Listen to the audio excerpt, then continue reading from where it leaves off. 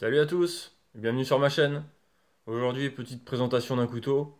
Mais avant tout, je tenais à vous souhaiter de bonnes fêtes de fin d'année et un joyeux Noël. Donc profitez bien de ces moments avec vos proches. Profitez des instants. Et voilà, passez de bonnes fêtes. Aujourd'hui, petite présentation d'un couteau. Une marque qu'on ne présente plus, je pense. Hop. Donc il s'agit de Bark River. Bark River Knives, Made in USA. Donc, je pense que tout le monde connaît. Et je souhaite à tout le monde de, de posséder un jour un Bark River.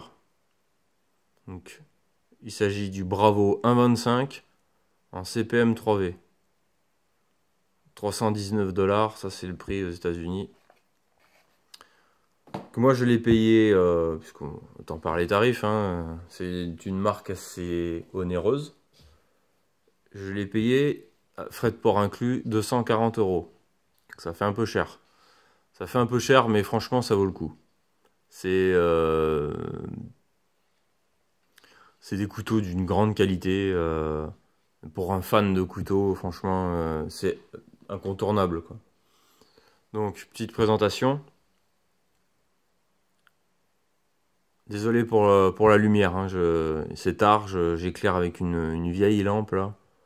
Et du coup, franchement, c'est pas fantastique. Voilà, on arrive à voir sur la lame Bark River Knives, CPM 3V. Donc, CPM 3V, c'est un acier très dur, de haute qualité, hein, qui va avoir tendance à rouiller. Une petite tendance à rouiller, donc il faut en prendre soin. Vous voyez, la lame est graissée. La lame est un peu grasse parce que je le stocke toujours gras. Il y a même des poils qui sont collés dessus. Je vous les suis.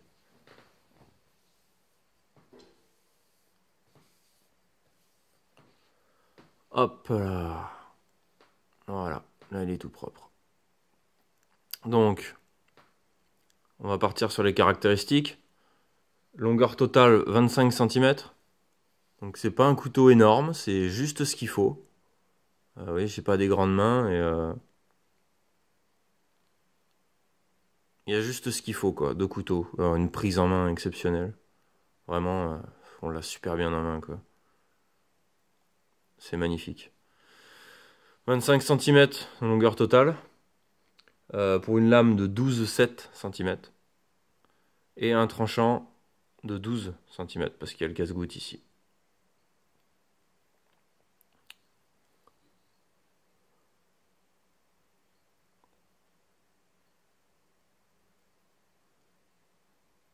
Je vous laisse admirer. Malgré la luminosité pourrie. Donc on est sur un poids de 245 grammes, couteau seul. Et on est sur un poids de 357 grammes avec l'étui. Je vous parlerai plus tard de l'étui. Donc voilà, la réputation de Bark River et la qualité n'est plus à faire. C'est des couteaux artisanaux, semi-industriels, je sais pas comment on peut dire, mais il y a une part qui est faite par des machines, mais la plupart du travail sur ces couteaux est faite par des gens. Backstand, le manche, tout est fait par des personnes. Regardez des vidéos sur YouTube, il y a quelques vidéos de Bark River où on les voit travailler. C'est assez impressionnant. Tout est fait main quasiment quoi. Donc c'est presque un couteau d'artisan hein, entre guillemets quoi. C'est une grande marque mais c'est une petite entreprise au final. C'est une petite entreprise et tout est fait main. On peut le voir. Moi j'ai les moutures qui est pas droite. Alors si j'essaye de me rapprocher, là, ici on peut voir. Alors à la caméra ça apparaît pas trop, mais il y a un petit décalage des moutures. C'est que c'est fait à la main. Alors en plus avec la lumière c'est pas évident. Et voilà, ici il y a un petit décalage. C'est fait main. Et ça donne une petite valeur au couteau quoi. Donc CPM 3V, il existe en A2.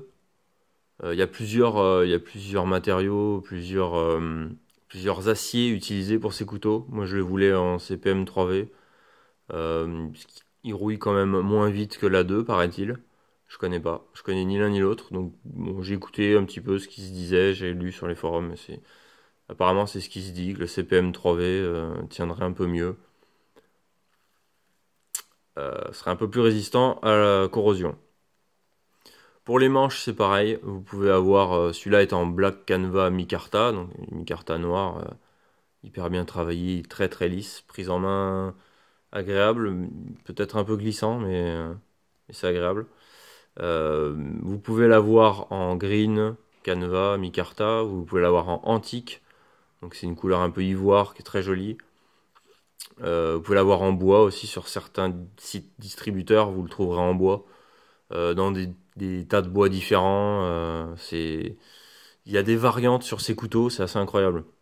Là, donc on a le Bravo 1,25 par rapport à la taille de la lame.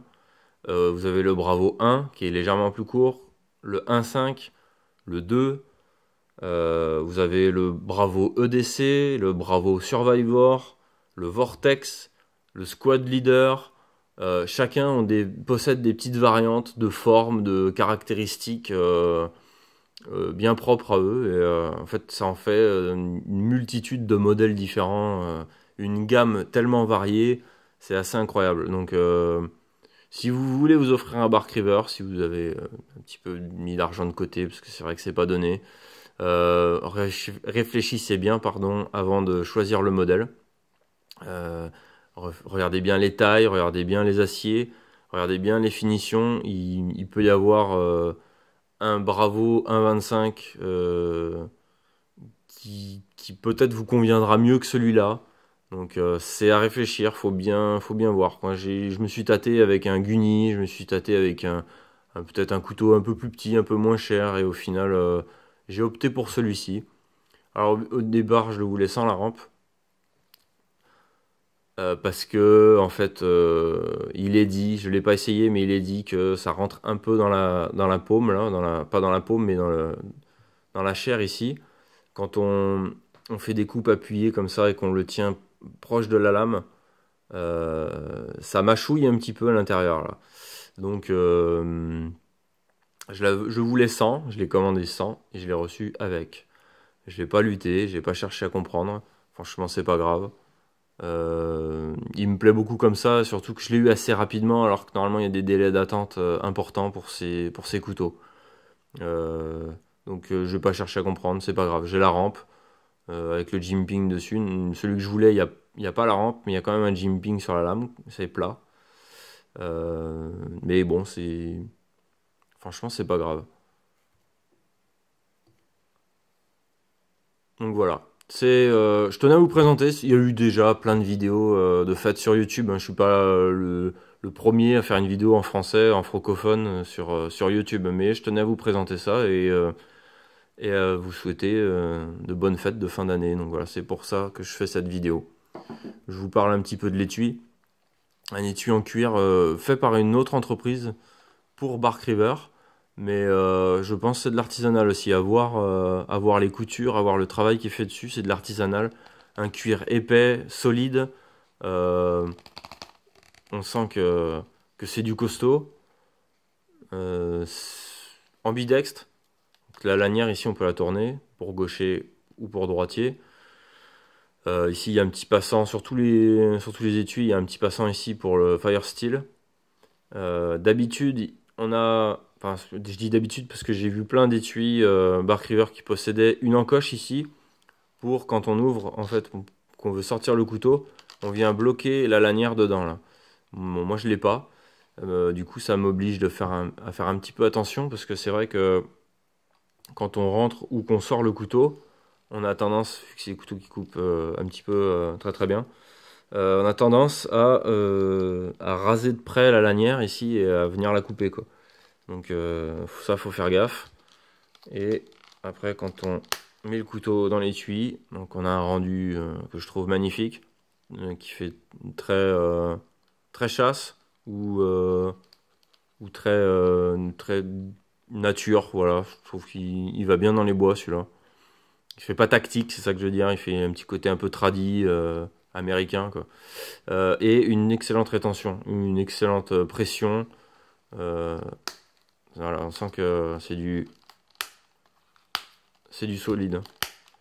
Voilà. Donc bon après, ça plaît ou ça plaît pas les tuycuirs. À savoir qu'ils vendent aussi séparément hein, des étuis Kydex pour les couteaux Bark River.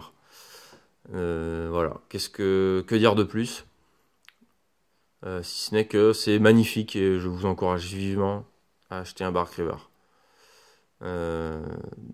C'est une marque incontournable pour les amoureux du couteau. Pour moi, il m'en fallait un quoi. Je suis pas consumériste, mais celui-là ou un autre, mais il me fallait un Bark River. C'est incroyable, hein.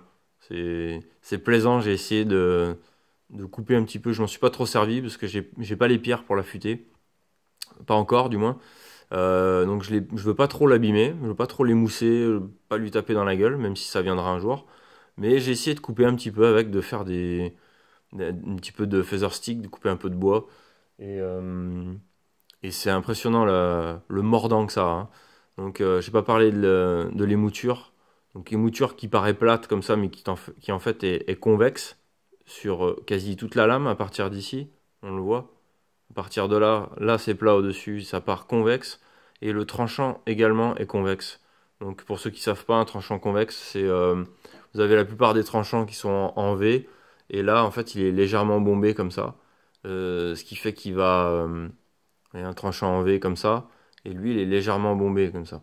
Ce qui fait qu'il va s'émousser beaucoup moins vite.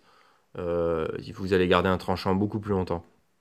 Il y a des amoureux des tranchants convexes, mais c'est particulier à affûter, quoi. C'est pas avec un Sharpmaker Spyderco que vous allez affûter ça, quoi. Donc pour le moment, je le préserve, c'est plus de la collection, même si je suis pas fan des couteaux en vitrine, tout ça. Pour l'instant, je le préserve et peut-être un jour, enfin c'est même sûr, je vais m'acheter des pierres à eau japonaises là et m'y mettre. Donc voilà. Écoutez, je n'ai pas grand-chose de plus à dire, si ce n'est que c'est une marque fabuleuse, une fois de plus. Et je vous encourage vivement à acheter un Bark River, même si c'est quand même assez cher. Je vous dis à bientôt. Likez, partagez, commentez, faites comme bon vous semble. Je vous embrasse, bonne fête de fin d'année et à l'année prochaine. Ciao, ciao!